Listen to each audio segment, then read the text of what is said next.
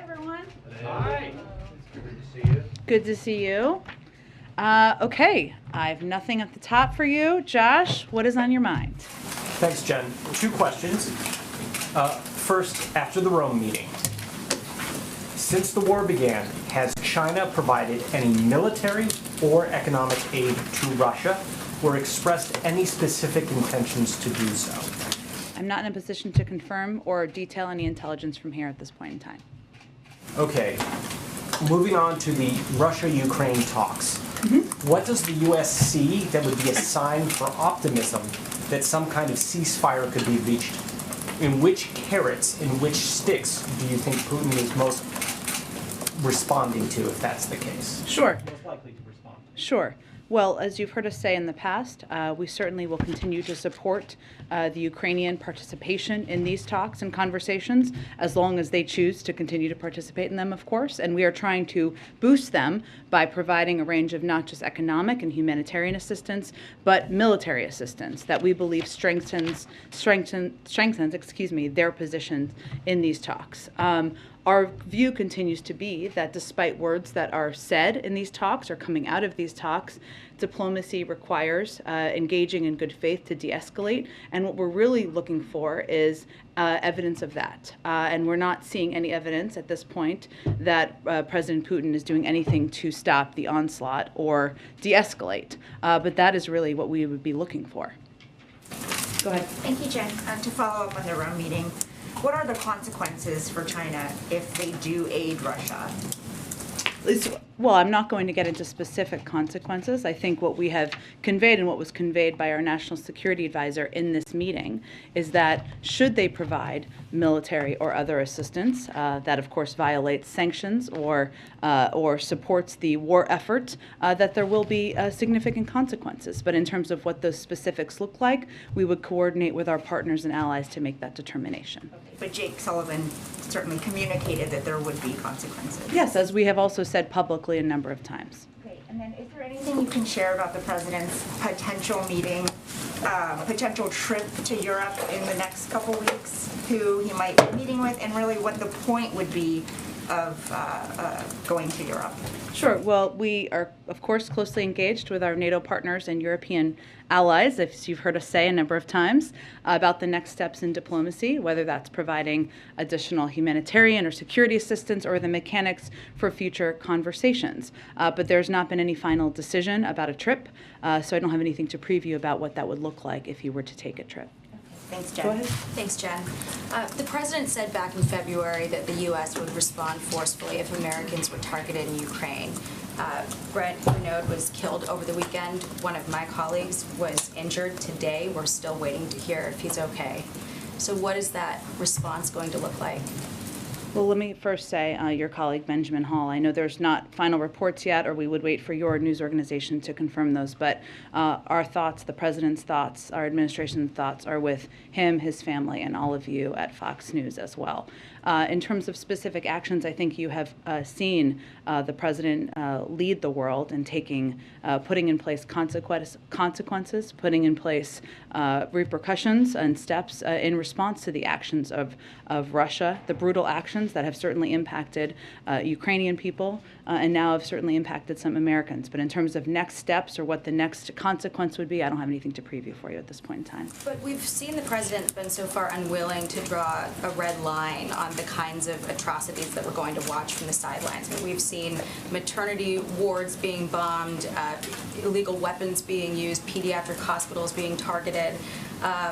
President Obama drew the red line for Syria at chemical weapons. So is there any thought process about what we're willing to watch happen before Well, Jackie, I think it's important to reiterate as often as we can that what we're seeing is horrific, what we're seeing is barbaric, and the steps that the president has taken and led the world in taking have essentially led the Russian financial system to be on the brink of collapse. We have provided more military assistance to the Ukrainian military and the Ukrainian government than any other country in the world, and more historic assistance than any other year to Ukraine in history. And we're doing that so that we can support them in this difficult moment. So I would say that at this moment in time, we have been hardly on the sidelines. We have been leading this effort around the world to respond to every step and every escalatory step that President Putin and the Russians are taking. Isn't there concerned that if we don't draw the line at something like chemical weapons, that it'll make it easier for malign actors to use them in the future because they'll just go unpunished? Well, Jackie, I think that you heard the president say on Friday that there would be severe consequences and the world would respond if they were to use chemical weapons. And what we have been doing over the course of the last several weeks, if not months, is providing as much information to the global community, to the media, and to others about what to expect. And when you have President Putin suggesting, and Russian officials suggesting that the United States and Ukrainians are the ones who are working on a chemical weapons program, it's clear that this is a pattern that we have seen in the past of them trying to set up a predicate for their own actions. But what does that end up looking like if the world responds? Because so far we've heard the president talk a lot about what the U.S. is not going to do in terms of, not wanting to trigger war with a nuclear power. But do we believe that Putin is, a rational kind of person who, would pay attention to something like that? I mean, he didn't need provocation to, invade Ukraine. Why wouldn't we think that he would just create a pretext that is fabricated for something like that? We do. That's why we've talked about it. And I think, Jackie, what's important here is and then I'm just going to move on to get to more people, is that for any president, you have to weigh how you can lead the world, how you can make very clear that actions are horrific, that they are not acceptable, they're not aligned with global norms, while also thinking about our own national security interests. And starting World War III is certainly not in our national security interests. Putting U.S. troops on the ground in Ukraine to fight a war with Russia is not in our national security interests. Go ahead. I just have to move on because otherwise I'm not going to get to enough people. Go ahead. Just you'd said, though, about misinformation in Twitter. Yeah. Because last year the president worked with Twitter specifically to address misinformation on vaccines, called it a wartime effort. Has there been any conversations with Twitter to address misinformation as it pertains to chemical attacks and that kind of thing, given that Russia has banned this platform within the country and they're using it to obviously target eyes outside of the country, including within the U.S., to spread propaganda and We're misinformation? the ones who told you all about that. I agree. I don't have anything to read out for you in terms of private conversations with Twitter or any other social platform, but I'm happy to check and see if there's more. Go ahead. Back on the Rome talks, have you seen any, or did your colleagues see in this meeting, any sign that China got the message that they are going to heed your warnings? Well, what we're going to be watching closely, of course, is actions. So beyond that, I think as my colleagues just read out for you in a call that we delayed the briefing slightly to make sure you could all participate in, it was an intense 7-hour session reflecting the gravity of the moment. And it was an opportunity to be very clear about what you've heard our National Security Advisor convey publicly, but more directly about what the consequences would be. And your colleagues have said your deep concerns were conveyed about what would happen if China were to align more closely with Russia. Just big picture, if China does not heed the U.S.'s warnings, if they do move forward with this, how concerned are you that this is inching closer to the world war that the president has been warning of? Well, I think what we're looking at here, one is if China were to decide to be an economic provider or to take additional steps there to Russia, they only make up 15% or 15 to 20% of the world's economy. The G7 countries make up more than 50%. So there are a range of tools at our disposal in coordination with our European partners, should we need to use them. But again, we don't have anything to update you on in terms of an assessment. This is obviously an area we're watching closely. While this meeting has been planned for some time as a follow-up from the November call that the president had with President Xi, it was a timely and important moment to have this conversation, especially given the reports we've seen and the invasion, of course, of Ukraine. Go ahead. One more. Go ahead. One quick follow-up, actually, to Jackie's questions about chemical weapons. The president, as you noted, said on Friday that Russia would pay a severe price. What would that price look like? Are we talking in the realm of more sanctions? Can you give us sort of any big picture about what that would entail? That would be a conversation that we would have with our partners around the world, but there's no question if Russia were to decide to use chemical weapons, there would be a severe reaction from the global community. Go ahead. So when you talk about kind of the possibilities for China if they don't go along with what you've asked, would you say, like you said with Russia, that everything is on the table, including ending trade negotiations, sanctions? Is that all on the table? I'm just not going to be in a position to detail it further from here. We'll see. We'll keep having this conversation over the coming days. But you won't do nothing if China decides to provide military We've been clear support there would be consequences. that you all would initiate.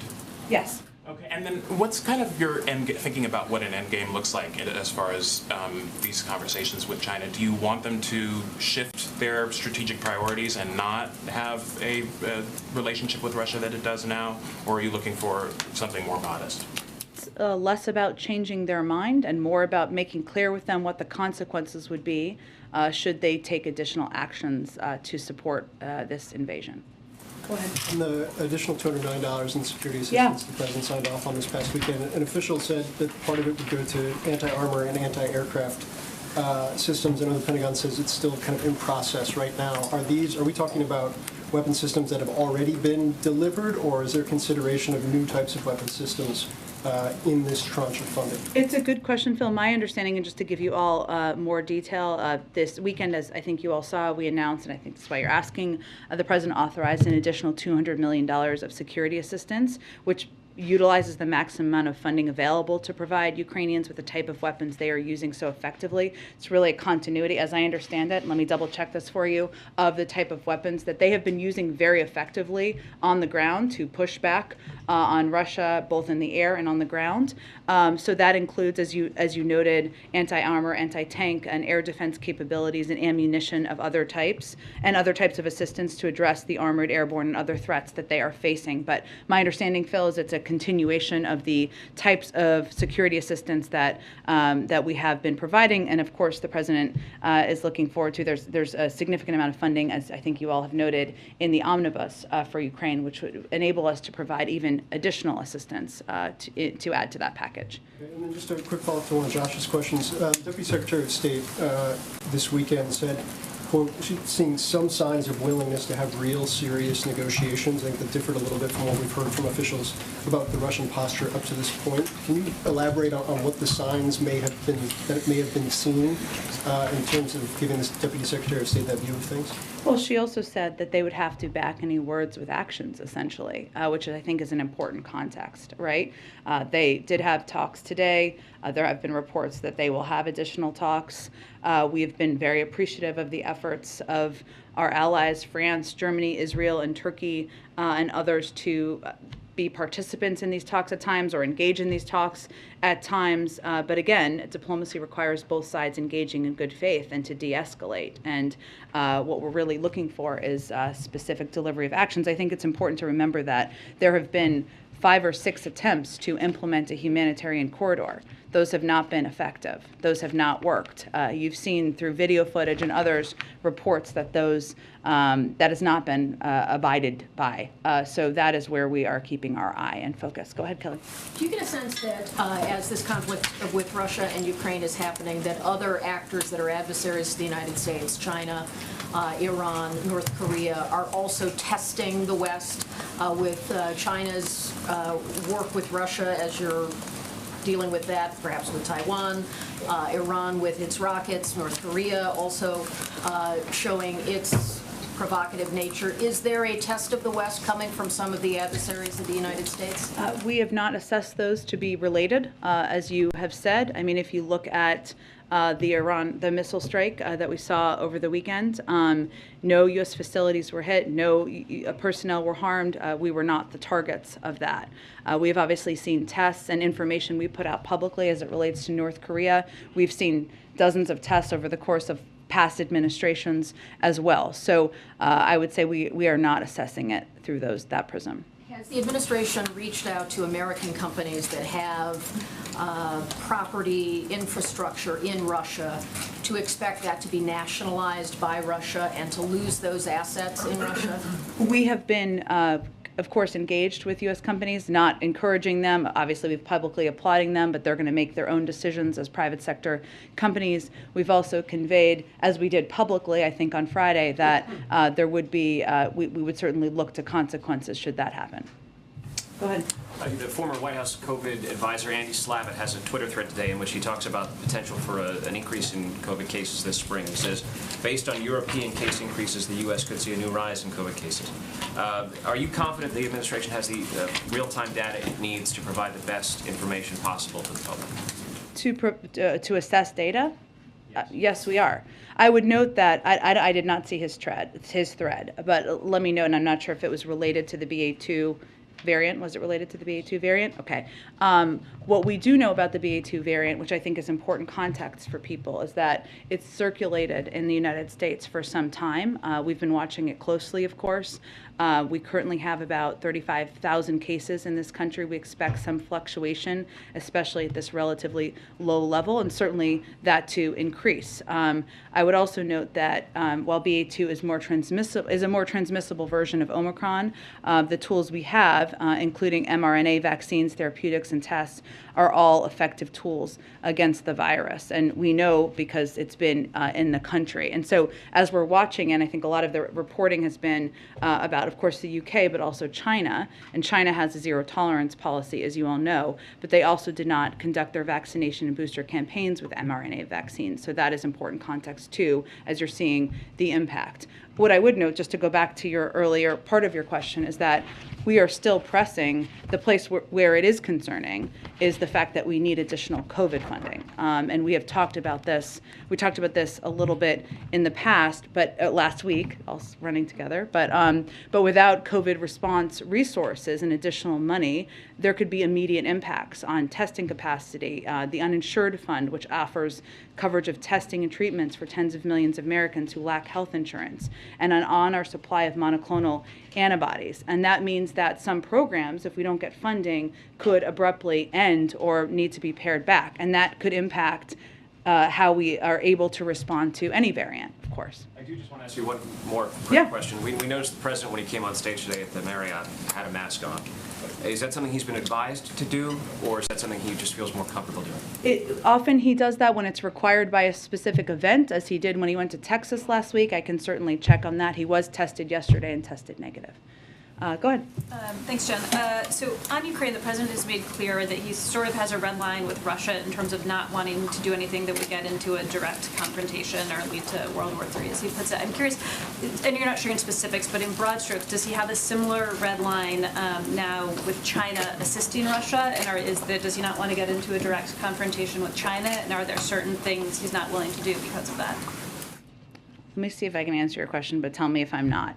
We don't like red lines around here, so I'm not going to use that phrasing. But you are obviously correct that he's been very clear and consistent about that he does not have the intention of sending U.S. troops to Ukraine. That has not changed. I would look at, while we are certainly watching closely the actions of China, whether that is support of any kind, in support of any kind for Russia, and certainly there would be consequences to that.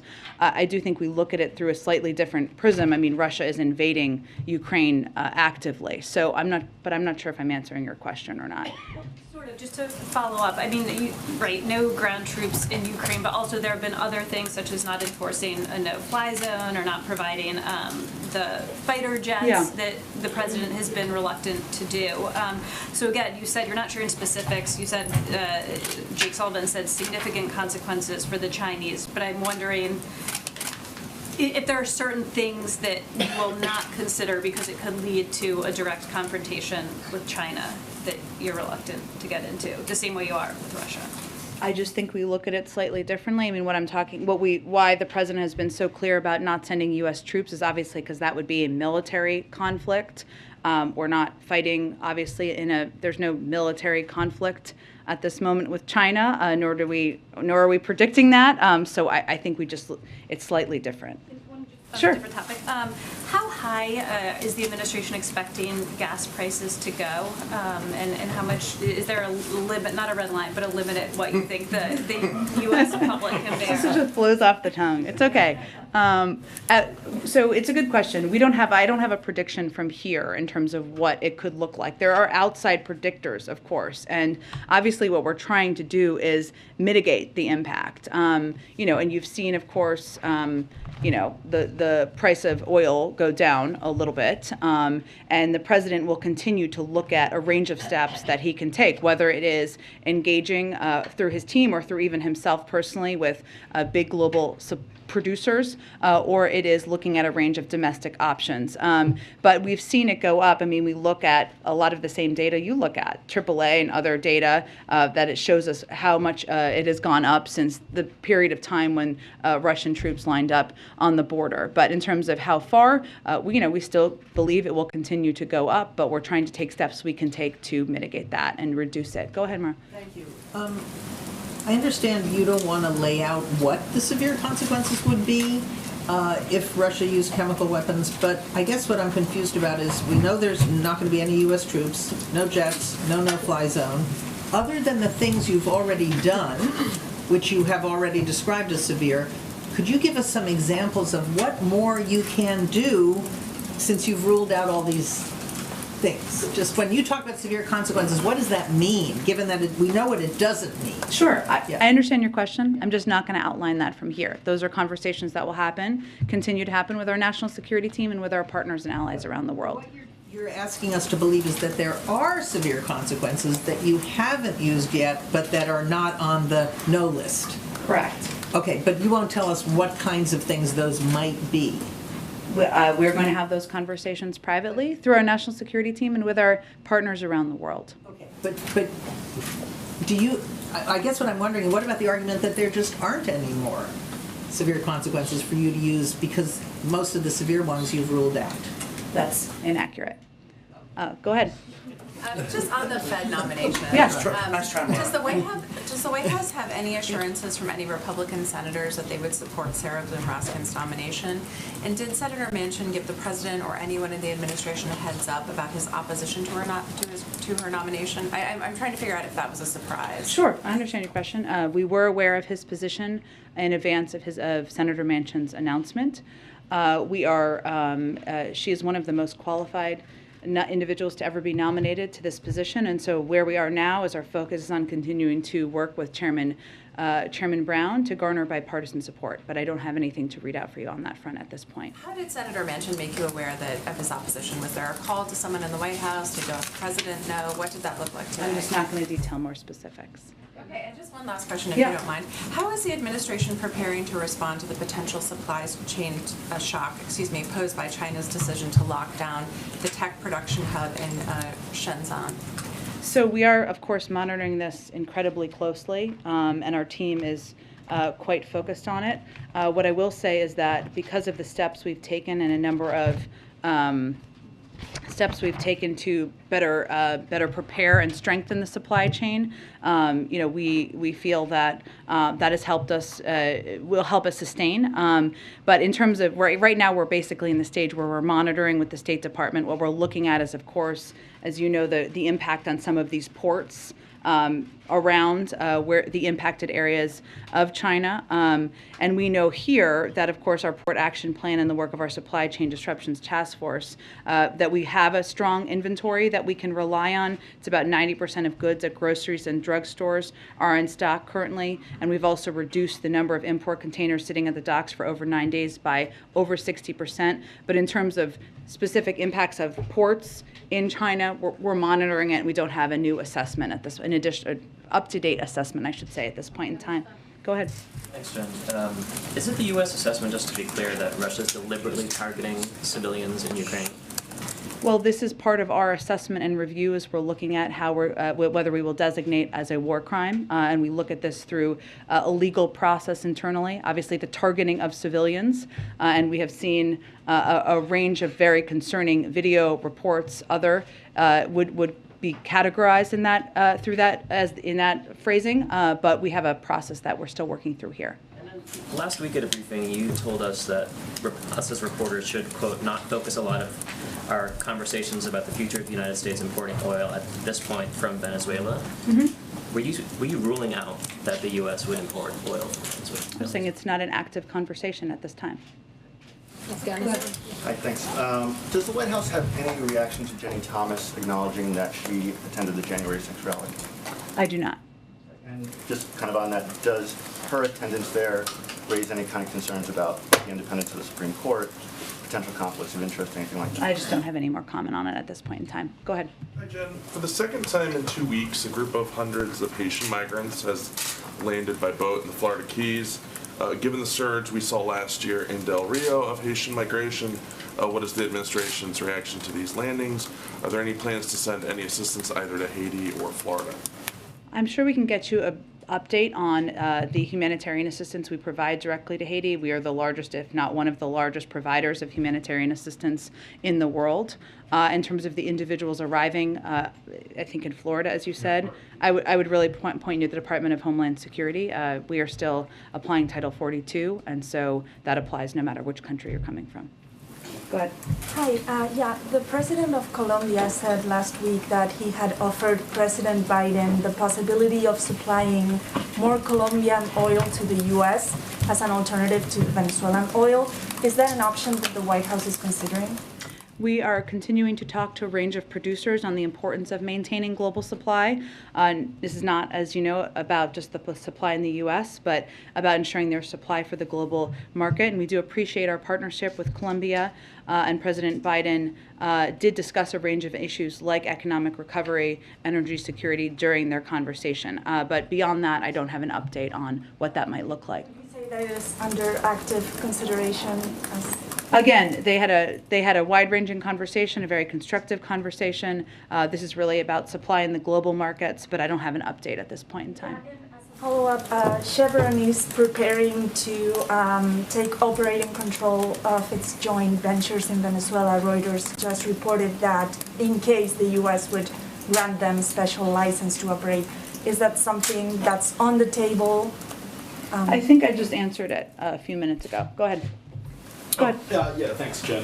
You said earlier in the press briefing that quote, nothing has been decided about President Biden traveling to Europe. Can you confirm that such a trip is under consideration? We discuss a range of ways and mechanics for engaging with our friends and partners around the world, but I don't have any more specifics for you at this point in time. And this morning, Leader Schumer and Speaker Pelosi announced that President Zelensky of Yeah. Ukraine will be delivering an address to the full House and Senate on Wednesday morning. What's the White House reaction to this address? Are there any concerns that the White House has about the Ukrainian president speaking directly with Congress as opposed to the White House on its various positions and requests? We speak frequently with President Zelensky. The president spoke with him, had a lengthy conversation with him directly on Friday, and we're in touch with Ukrainian government officials nearly every day, if not every day. We certainly support leaders in Congress inviting him to address a joint session, and I would again reiterate that there's strong bipartisan support for Ukraine, for the leadership and the bravery of President Zelensky, and we'll all look forward to watching his speech on Wednesday. And then finally, on Sarah Bloom Raskin and Senator Manchin's announcement that he doesn't support her confirmation, does the White House still see a path to getting her confirmed in the evenly divided Senate? We are going to continue our work with Chairman Brown to garner bipartisan support. But again, she is one of the most qualified individuals ever to be nominated to this position. So that's where our focus is. Still and believe Yes. that you can get her confirmed? Yes. Okay. That is where our focus is. We wouldn't be pushing for bipartisan support if she wasn't still our nominee. Go ahead. Thanks, Jen. Two questions on WNBA star Brittany Griner. Last week you had said you couldn't comment on the case. Is there any update you can give now on the efforts the administration may be taking to secure her release? We do not have a Privacy Act waiver. And does the White House have any reason to believe that Griner is being used as a political pawn by the Russian government, or does the administration see this strictly as part of the Russian criminal justice system? We just can't speak any more to the reports of this case. Go ahead. Hey, Jen. Thank you very much, Jen. We'll come back to you. Go ahead. Thank you. On the possible trip to Europe, is President Biden considering visiting maybe perhaps the Ukrainian border and visit refugees, Ukrainian refugees, like other foreign leaders are doing? Is this something he would like to do? I just don't have anything more on the reports. We have a range of conversations with our NATO partners and European allies about the next steps in diplomacy, but I don't have anything to confirm for you in terms of the reports. Just one more, not just China, but some of the biggest countries in the world, like India or Brazil, some countries in Latin America, like Mexico, they are not part of this economic warfare against Russia. Is this something that undermine the effort from this White House and European countries? I would say it doesn't undermine our efforts. We've been working to build a global coalition far beyond the G7 and our NATO partners, and had a great deal of success in that. And every country has to decide where they want to stand, where they want to be as we look and the history books are written. Go ahead. I think we got to move on. We got to get around. Do you just believe this economic pressure will stop Vladimir Putin from his invasion? Well, I think as we've seen, the impact of the president's leadership on the global stage and the economic consequences that have been put into place have led Russia and the Russian economy to be on the brink of collapse. And there's no question that over time that will have an impact. Go ahead. Thank you. Furthering that point, you did mention at the top of this briefing that there has been no action on the part of Putin to stop the onslaught. You haven't seen any action. And that is after, again, all of these severe economic sanctions have been levied. And so, I'm wondering why the administration thinks that this threat of further severe action that is vague, that is unnamed, will deter him from using chemical weapons. Well, I think the reason that we spoke out last week about chemical weapons is because we felt that it was important for the global community to understand that they had the capacity, the capabilities, and that they have used them in the past. And at the same time, they were accusing inaccurately, they were spreading false information about the U.S. and the Ukrainians' intentions. That was the origin of why we were so outspoken last week. So this is more about us making clear to the world what we've seen as patterns in the past and what their capabilities and capacities are. Go ahead. Thanks, Jen. President Biden has repeatedly said no U.S. troops inside Ukraine. Are there any U.S. troops still training Ukrainians outside Ukraine? And if not, could that be a thing as we move forward? If this You mean in neighboring countries? Yeah, like bases outside Ukraine. And if it becomes a long-term conflict, as obviously many predict, would that be a thing the United States does? Let me check with the Department of Defense. We obviously had trainers on the ground for a period of time. We hadn't, then we pulled them back. We obviously have a significant military presence in a range of countries in the region, but I can see if there's anything that we are looking ahead to. Would be considered an escalatory type of thing, a bit like the MiGs, which got complicated because no one knew kind of how to get them to the Ukrainians. Like if you had Ukrainian soldiers going into Poland, Sure. trained by U.S. troops to go back and fight Russians. I mean, I think really our focus right now is on providing them and continuing to expedite the military assistance to them. And the good news is that we still, through our coordination with them and our NATO allies, we're able to get them that assistance on the ground. They are actively fighting now, so that's where our focus really is at this point in time. Go ahead. Yeah, on the Federal Reserve, would the administration then support the 4 nominees who seem to have the votes to be confirmed to go forward and deal with the Raskin nominee after? Well, there's enough support to move all 5 nominees through the committee. So we think the Republicans should show up so that they can vote them through the committee. And on one last thing, the fact that China's in the conversation about helping Russia, should U.S. companies then look at maybe decoupling from China with their investments there and be cautious? What's the message that you have? Can you trust the Chinese? I don't think it's about trust, but we have not made an ask or a request at this point of that. Go ahead. Jen, thank you. At the Democratic retreat in Philadelphia last week, some of my colleagues were hearing a lot from Democratic lawmakers who want the president to do more by executive action, whether it's on immigration or whether it is on some of the other priorities of the administration. Did he have any conversations with the members there about possible further executive actions? And is there anything else that you're hearing from the members and those meetings with the Black Caucus and other members of Congress in the last week or two that may be coming forward? Well, I would say all of these members can speak for themselves on what they're interested in and what they're requesting from the president and from this administration. We have a range of executive authorities. The president does, I should say, has a range of executive authorities. I think there have been some reports about some that are under consideration, including one on policing, which we have talked about a bit in the past. So sure, we still continue to consider what steps we can take through executive actions, even as we work with Congress to see what we can move through there as well. And I take it there's no update beyond the legal review continuing on the student loan question? I don't have an update at this point in time, no. Go ahead in the back. Go ahead. Thank you. Okay, and then I'll go to your friend next to you. Thank you very much. On North Korea, it is reported that North Korea's ICBM launch is imminent. Do you have anything on the North Korea's imminent launch of ICBM? I don't have anything on that report. I've not seen that report. What I can tell you is that, as you know, last week we proactively decided to reveal information publicly about recent tests and share it with allies and partners, as well as Congress. We have seen North Korea escalate its testing in different periods over the last 4 presidents, and this time North Korea hid these tests, unlike the fanfare over past tests. But I don't have anything to predict in terms of the future. I said I'd go ahead. Japan and some of the other treaty countries are increasingly alarmed after Afghanistan and this recent situation. Could you let the Japanese government know that the security treaty will be honored? And then second, for those of us that were embedded during the war, the whole situation with Afghanistan is quite personal. There's a large number of our people that helped us that are still left. Could you just update us on almost 6 months whether they'll be able to come back? Well, I would say on the second part, that is one of the reasons that we've worked so closely with our with the Qataris to maintain a diplomatic presence there, so that we continue to engage with neighboring countries to bring people home and help some of our partners and allies who stood by our side, fought by our side over the course of the 20-year war. That's ongoing. In terms of the numbers, I would point you to the State Department, who would have the most up-to-date numbers. I'm not sure I understand your first question.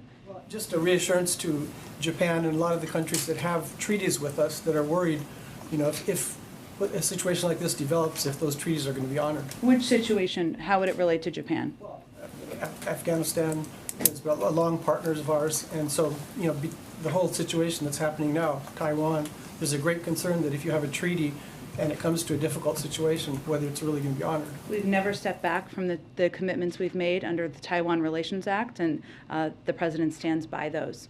Go ahead, James. Thank you very much, Jen. 2 questions on Russia-Ukraine. Prior to February 24, the President, our NATO allies, and the EU were embarked on a deterrence project. That's exactly the word that you and other senior U.S. officials used at the time. Quite clearly, the invasion was launched on the 24th of February, and so we can say as a factual matter that that deterrence project failed. Is it the view of the White House that Mr. Putin could not be deterred by any set of steps, or are you willing to concede that perhaps some other set of steps by the President and our allies might have deterred the invasion? James, I would say that when we put in place the threat of sanctions and the threat of consequences, we never thought that would be fail-proof or that would be 100% effective. We did that because we wanted to lay out the clear consequences should President Putin proceed in invading Ukraine, even as we predicted quite consistently that was very much his intention. And what we have done since that point in time is implement those sanctions and implement those consequences, far beyond what I think most people's expectations were in the world about what those would look like. I don't think I can look in a rearview mirror, or any of us can, and predict what would have been different. What we did is we took steps to rally the world to stand up to the aggressions of President Putin, and we have implemented them and followed up on what we committed to since that point in time. One key decision made by the President early on was to remove strategic ambiguity from this equation. Never really was Mr. Putin forced to wonder what consequences he would face. He was told at the outset he would never face military intervention by the United States and NATO, that the full range of the punishments he would face would amount to diplomatic and economic sanctions. I think a lot of people wonder why a greater effort wasn't made to leave Mr. Putin in doubt about the consequences he might face. Because the president is the president of the United States of America, and he felt it was important to be clear with the American people about what his intentions were and what they were not. And his intentions were not to send men and women, their sons and daughters, to fight a war in Ukraine against Russia. Go ahead. Thank you. On Iran? Okay, I'll do both. Go ahead. Ladies first. Thank you. Okay, go ahead. On Iran, the Iran talks appear to have stalled amid some last-minute demands by Russia. Are the Iran talks dead? And if not, what now? Well, right now, the negotiators are back home in their capitals. We'll see what happens in the days ahead with diplomacy around the deal. We continue to believe that, obviously a diplomatic path forward is the best path forward, but this is a natural part of the process. It is also standard for the most difficult parts of the conversation negotiations to be happening at the end. And then just on Ukraine, South African President Cyril Ramaphosa says he's been asked to mediate between Russia and Ukraine. Would the White House support that, endorse that, in any way assist with that, especially since the African model kind of tends towards like restorative justice, truth and reconciliation instead of, traditional justice? I'm happy to check with our national security team on his role. What I can tell you is that there have been a half a dozen global leaders who have been meeting with both the Russians and the Ukrainians and engaging, of course, directly through diplomatic channels and trying to come to a diplomatic conclusion here. We have been engaged directly with them on the front end and back end of those conversations and encourage them to also make sure they are engaging with the Ukrainians and not just the Russians. But I will check if there's any specific. I'm happy to check specifically, but again, there's a range of countries that are already playing this role. So go ahead. Go ahead. With the COVID funds, thank you, by the way. Sure. With COVID funds falling off the omnibus, and it may take a bit, Congress kind of bank for that to get done. Has the White House ask changed at all? Have they come back to lawmakers and said, hey, well, it's going to take a while. We need more, or it's a different place. I'm just curious now that. You mean in terms of asking for less money or something like that, or or more money? What is the timing? Yeah. And does the timing change the needs of the White House?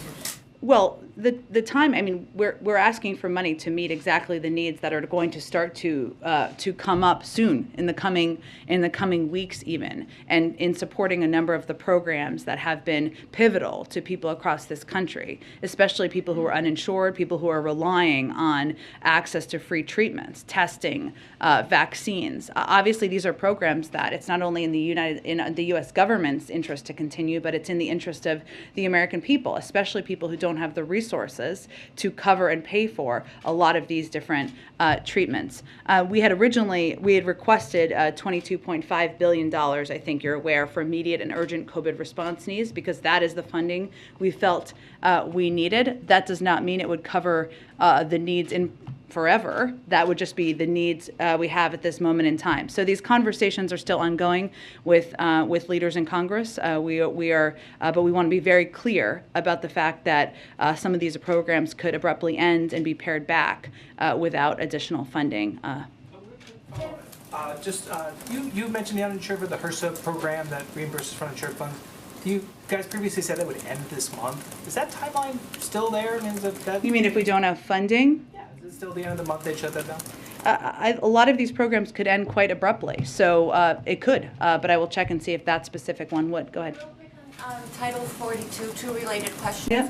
One of them, Democratic senators and congresspeople and activists were criticizing the president during the campaign. He said that this Trump-era policy was inhumane, yet he's keeping it even though the country's opening again. But then a few days back, the CDC decided to let unaccompanied minors in. So the fear is that this is going to make a lot of parents just send their children by themselves and lead to another humanitarian tragedy at the border. Well, I would say first, I mean, as you've noted, the CDC makes determinations about Title 42. I think as it relates to the recent decision, I'd have to talk to the Department of Homeland Security specifically about that and how they're applying it or implementing it. As you know, our intention is certainly not to put more children in danger or put them, incentivize parents sending kids on a journey that's treacherous and dangerous across the border. But the president, he is implementing this because we are still in the middle of a public health crisis. That continues to be the case, as designed by the CDC. He still plans to reopen the border and make a more humane policy like he promised? That is what he proposed on his first day in office, and we were very supportive of the efforts in the Senate to do exactly that. And just because it's not done yet, it doesn't mean that we aren't going to stay at the fight to get exactly that accomplished and done. Is there any reason why you've not condemned racism against Africans in Ukraine? I understand that Ukrainians are the victims here. They are being bombed by Russia and they are being killed. But a lot of Africans there are facing racism. I know you are providing a lot of financial assistance to Poland and to Ukraine, but Africans there are being barred from even entering Poland. Why have you not officially, the White House, issued a statement condemning racism against Africans? We have, and I believe the State Department has, but we have spoken out against that and expressed concern about any reports of discrimination or at the border. And finally, if I may ask you, I'm trying to understand where you are trying your end game in Ukraine. You are not going there. You are not sending troops there. There will be no flight zone over Ukraine. And will it be a fair assessment to say that you are pushing these guys to commit suicide, knowing that Russia has a superpower and eventually it will capture the main cities, Kyiv and Kharkiv and all the cities around there? What's the end game? Well, the end game is really a question for President Putin. We have completely crushed his economy. We have provided military assistance, humanitarian assistance to the Ukrainians, enabling them to fight back for far longer than the Russian leadership anticipated. And again, he has to determine what the path forward looks like for him. Thanks, everyone. Can you confirm the rumors that there are Russian hit squads in Kyiv going after journalists? I don't have any details on that for you. Have you heard of it?